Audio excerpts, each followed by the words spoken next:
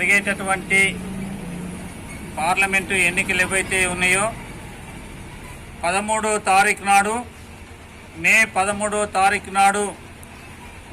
లోక్సభకు ఎన్నికలు జరగబోతున్నాయి.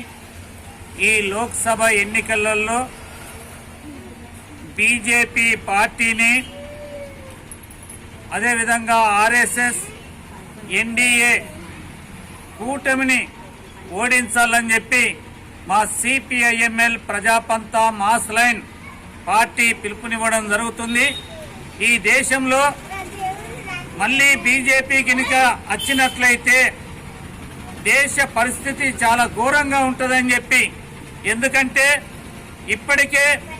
దేశంలో ఇచ్చినటువంటి హామీలను అమలు చేయనటువంటి మోడీ ప్రభుత్వం ప్రజలని వాటి నుండి మభ్యపెట్టి పక్కదారి పట్టించేందుకు ప్రజల మధ్య కులం పేరుతోని మతం పేరుతోని ఈరోజు ఈ సమస్యలని, అంటే ముఖ్యంగా ఈరోజు మైనార్టీ ముస్లింలు కానీ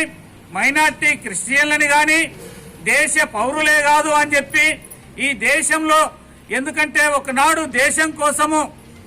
మనం రాసుకున్నటువంటి రాజ్యాంగంలో ఇది లౌకిక దేశం అని చెప్పి, ప్రజాస్వామిక దేశం అని చెప్పి, ఇది రాజ్యాంగానికి విరుద్ధంగా ఈరోజు ఎన్నికలలో తప్పుడు మాటలు చెప్పి ప్రజల్ని రెచ్చగొట్టి ఎన్నికలకు మళ్ళీ గెలుపొందుతందుకు ప్రయత్నం చేస్తుంది బీజేపీ. అందుకే ఈ బీజేపీని ఓడించాలని చెప్పి ఈ దేశంలో కొంతమందికి మాత్రమే సంపదని కూడబెట్టే విధంగా దేశ ప్రజలందరూ కష్టజీవులు,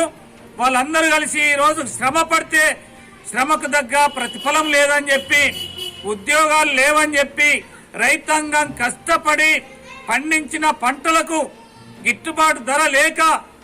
అన్నమో రామచంద్ర అని చెప్పి ఈరోజు రైతు ఆత్మహత్యలు చేసుకుంటున్నటువంటి పరిస్థితి ఉంది. ఈ సమస్యలని పరిష్కారం చేయలేక ప్రజల మధ్య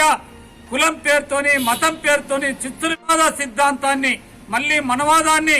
దేశంలో అమలు అయ్యేందుకు ప్రయత్నం చేస్తుంది. అందుకోసమే మా సిపిఐఎంఎల్ ప్రజాపంతా మాస్ లైన్ ఇస్తున్న పిలుపు ఏంటంటే ప్రజలందరూ ఆలోచించాలని, పేద ప్రజలు కష్టజీవులు బడుగులు అందరూ కలిసి ఈరోజు బీజేపీకి వ్యతిరేకంగా ఓటేయాలని చెప్పి, బీజేపీని రానివ్వద్దని చెప్పి మేము అందరికీ విజ్ఞప్తి చేస్తున్నాం.